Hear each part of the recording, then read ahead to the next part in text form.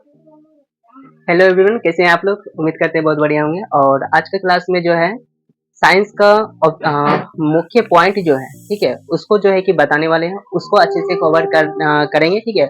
बहुत सारा जो है कि पॉइंट्स लेकर के आए जो कि एग्जाम में बहुत ही फायदेमंद होगा, ठीक है। चलिए, इसमें जो है कि क्लास 10th का है, ठीक है, सभी बच्चे अच्छे से पढ़िएगा।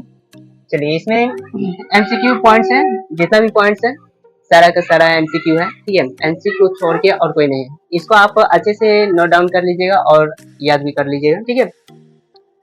पहला पॉइंट में है प्रकाश के परावर्तन के 2 नियम होते हैं, ठीक है। प्रकाश के परावर्तन के कितने नियम होते हैं? 2 नियम, ठीक है। एक होता है, ठीक है, आपतित किरण परावर्तित किरण के बराबर होता है, और उसके बाद आपतित किरण, परावर्तित किरण और अभिलंब तीनों जो है कि एक ही सतल पे होता है, ठीक है, या फिर तीनों एक ही तल पे होते हैं, ठीक है। चलिए, दूसरा में है दृष्टि धारा और प्रत्यावर्ती धारा, ठीक है। दृष्टि धारा और प्रत्यावर्ती धारा, ठीक है। दृष्टि धारा हो गया आपका डीसी और प्रत्यावर्ती धारा हो गया एसी, ठीक है। विद्युत जनित्र या डायनमो द्वारा जो है कि प्राप्त किया जाता है, ठीक है। उसमें एसी हो या डीसी, वो जो है कि डायनमो के द्वारा जो है कि प्राप्त किया जाता है। किसके द्वारा प्राप्त किया जाता है? डायनमो के द्वारा। चलिए, कुछ पॉइंट नंबर 3 है, ठीक है। पॉइंट नंबर 3 में दिया है कि ओम के नियम का गणितीय मान, ठीक है। ओम के नियम का गणितीय मान I equal V by R होता है, ठीक है। I equal V by R, तो यहाँ पे जो है कि V इक्वल हो जाएगा आई आर, ठीक है। इसको याद रखिएगा, ठीक है। I equal V by R होता है, तो V इक्वल जो है कि आई आर होगा, ठीक है। पॉइंट नंबर 4, ठीक है, दीर्घ दृष्टि दोष का निवारण, ठीक है। दीर्घ दृष्टि दोष का निवारण उत्तल लेंस द्वारा किया जाता है, ठीक है। दीर्घ दृष्टि दोष का निवारण किसके द्वारा किया जाता है? उत्तल लेंस के द्वारा, ठीक है। और निकट दृष्टि दोष जो होता है उसका निवारण जो है, ठीक है, अवतल लेंस के द्वारा किया जाता है, ठीक है। दीर्घ दृष्टि दोष का निवारण किसके द्वारा किया जाता है? उत्तल लेंस के द्वारा किया जाता है, ठीक है। उसके बाद पॉइंट नंबर 5, ठीक है, कार्बन के आवर्त सारणी, ठीक है, कार्बन के आवर्त सारणी चतुर्थ वर्ग का, ठीक है, सदस्य है, ठीक है। कितने आवर्त सारणी के कितने वर्ग का सदस्य है? चौथा का, ठीक है। चौथा में जो है कि ये कार्बन आता है, ठीक है, चौथा का सदस्य है, ठीक है। उसके बाद पॉइंट नंबर 6, सोडियम की परमाणु संख्या, सोडियम की परमाणु संख्या 11 होती है, ठीक है। सोडियम की परमाणु संख्या 11 होती है। सोडियम की परमाणु संख्या कितना होता है? 11। चलिए, इस साइड आ जाइए। पॉइंट नंबर 7 में दिया है, ठीक है, शुद्ध जल का पीएच मान 7 होता है, ठीक है। शुद्ध जल का पीएच मान कितना होता है? 7 होता है, ठीक है। शुद्ध जल का पीएच मान कितना होगा? 7, ठीक है। चलिए, पॉइंट नंबर 8 में दिया है आवर्त सारणी और क्षैतिज कतार को, आवर्त सारणी और क्षैतिज कतार को जो है कि आवर्त कहते हैं, ठीक है। आवर्त सारणी में जो है कि क्षैतिज कतार को क्या बोलेंगे? आवर्त बोलेंगे, ठीक है। क्षैतिज कतार जो है कि यानी इस रूप में जो है कि सिर्फ सजाया रहता है। जितना भी उसमें आवर्त सारणी में सदस्य को बैठाया जाता है, ठीक है, उसको क्षैतिज कतार में सजाया जाता है, ठीक है। पॉइंट नंबर 9, एल्यूमिनियम एक मिश्र धातु है। एल्यूमिनियम क्या है? मिश्र धातु। पॉइंट नंबर 10, अमीबा का पाचन राजधानी से होता है, ठीक है। अमीबा का पाचन किससे होता है? राजधानी से। याद रखिएगा, अमीबा जो भोजन करता है, ठीक है, भोजन करता है उत्पाद के द्वारा, लेकिन इसमें से उसका पाचन जो होगा, ठीक है, राजधानी के माध्यम से होगा, ठीक है। किसके माध्यम से होगा? राजधानी के माध्यम से। पॉइंट नंबर 11, ठीक है, इसमें दिया है कि तेलचट्टा का शोषण अंग, ठीक है। तेलचट्टा का शोषण अंग, जिस प्रकार से हम लोग सांस लेते हैं, हम लोग सांस जो है कि डायरेक्ट जो है कि, ठीक है, नाक के माध्यम से ले लेते हैं, कभी कभी नाक के माध्यम से लेते हैं और मुंह के माध्यम से लेते हैं, ठीक है। इसमें से जो है कि हम लोग जो है कि सांस को लेते हैं, ठीक है। लेकिन इसमें तेलचट्टा में जो शोषण अंग होता है उसका होता है ट्रेकिया, ठीक है। तेलचट्टा में शोषण अंग का नाम क्या है? ट्रेकिया। उसी को या फिर शोषण छिद्र बोल सकते हैं, ठीक है, ट्रेकिया या शोषण छिद्र, ठीक है। तो याद रखिएगा, तेलचट्टा में शोषण अंग का नाम क्या है? ट्रेकिया या शोषण छिद्र, ठीक है। पॉइंट नंबर 12, इसमें दिया है कि कोशिका का पावर हाउस, ठीक है। कोशिका का पावर हाउस माइटोकॉन्ड्रिया को कहते हैं। कोशिका का पावर हाउस किसको कहते हैं? माइटोकॉन्ड्रिया को, ठीक है। कोशिका का पावर हाउस किसको कहा जाता है? माइटोकॉन्ड्रिया।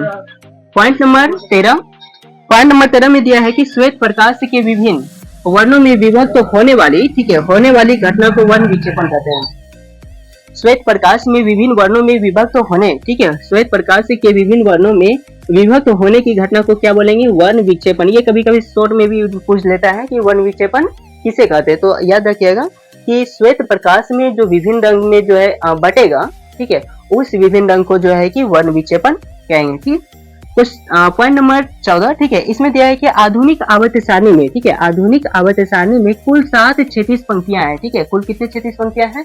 7, ठीक है, क्षैतिज पंक्तियां कितने? 7 है, ठीक है, क्षैतिज पंक्तियां 7 है, ठीक है। चलिए ये था इस 14 पॉइंट, ठीक है। चलिए इसके बाद जो है कि इसमें से दिया है लाफिंग गैस, ठीक है, 15वां पॉइंट है, ठीक है।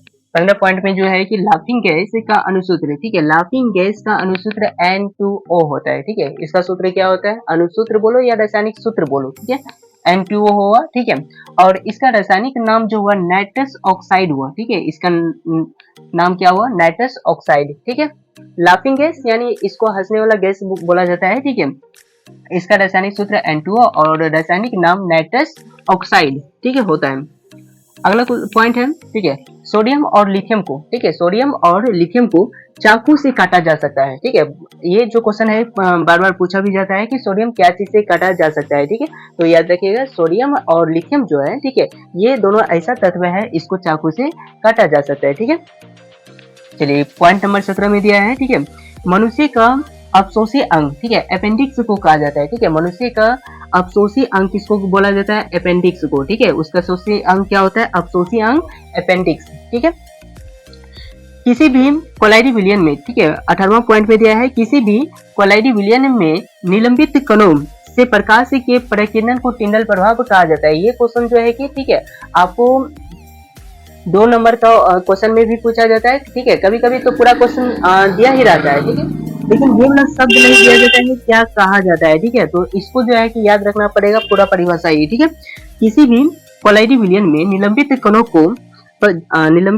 से प्रकाश के परिकीर्णन को, ठीक है, निलंबित कण से जब प्रकाश का परिकीर्णन होता है उसको टिंडल प्रभाव कहा जाता है, ठीक है। पॉइंट नंबर 19 में है, एक कूलम विद्युत आवेश का मान, ठीक है, एक कूलम विद्युत आवेश का मान 1.6 into 10 to the power minus 19 proton के बराबर होता है, ठीक है। 1.6 into 10 to the power minus 19 proton. आप इसको इस प्रकार से भी पढ़ सकते हैं, नए जो सभी है, ठीक है, 1.6 इंटू 10 टू दी पावर यानी 10 पे पावर जो है, ठीक है, माइनस 19, ठीक है, प्रोटॉन के बराबर होता है, ठीक है। चलिए पॉइंट नंबर 20, इसमें से दिया है किसी चालक में प्रतिरोधकता का मान, ठीक है, किसी चालक में प्रतिरोधकता का मान करते हैं, ठीक है, इसका SI मात्रक ओम मीटर, ठीक है, होता है, ठीक है। प्रतिरोधकता का SI मात्रक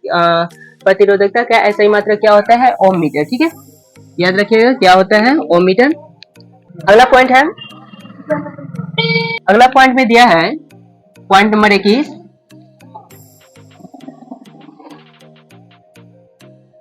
पॉइंट नंबर 21 में दिया है 1 किलोवाट घंटा, ठीक है, 1 किलोवाट घंटा जो है, ठीक है, 3.6 into 10 to the power 6 joule के बराबर, ठीक है, 6 जूल के बराबर होता है, ठीक है।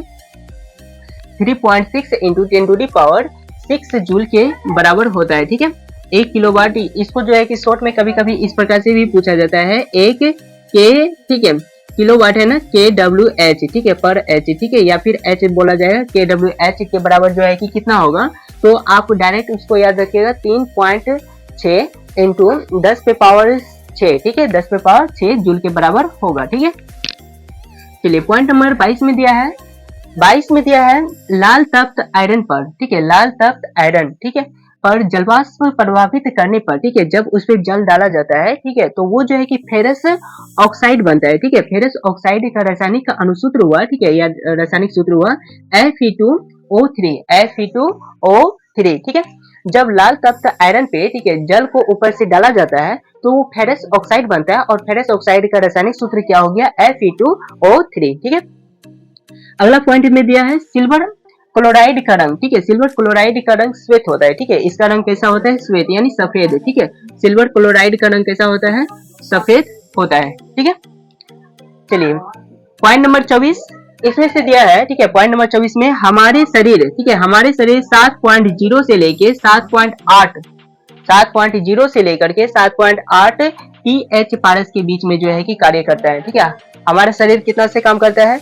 7.0 से लेकर के 7.8, ठीक है, 7.8 pH पारस के बीच में जो है कि काम करता है, ठीक है। चलिए लास्ट पॉइंट में दिया है, ठीक है, लास्ट पॉइंट में दिया है बेंजीन का अनुसूत्र, बेंजीन का अनुसूत्र H6 होता है, C6H6 होता है और इसको जो है कि एरोमेटिक, ठीक है, एरोमेटिक हाइड्रोकार्बन जो है कहा जाता है, ठीक है। बेंजीन का रासायनिक सूत्र क्या हुआ, C6H6, और इसको जो है कि एरोमेटिक या फिर इसका रासायनिक नाम जो है, ठीक है, एरोमेटिक हाइड्रोकार्बन इसको बोल सकते हैं, ठीक है। और ये था आज का जो है कि टोटल 25 ठीक है पॉइंट्स, और ये सभी पॉइंट्स जो है कि बहुत ही इंपॉर्टेंट है। यदि आप इसको लिख करके अच्छे से याद कर लेते हैं, ठीक है, तो आपको जो है कि परीक्षा में बहुत काम आने वाले हैं, ठीक है। और मिलते हैं नेक्स्ट वीडियो में। यदि चैनल पे नए हैं तो जानते ही है क्या करना है। चलिए, चैनल पे नए हैं तो सब्सक्राइब भी कर दीजिएगा और साथ में एक लाइक भी कर दीजिएगा। जय हिंद, जय भारत।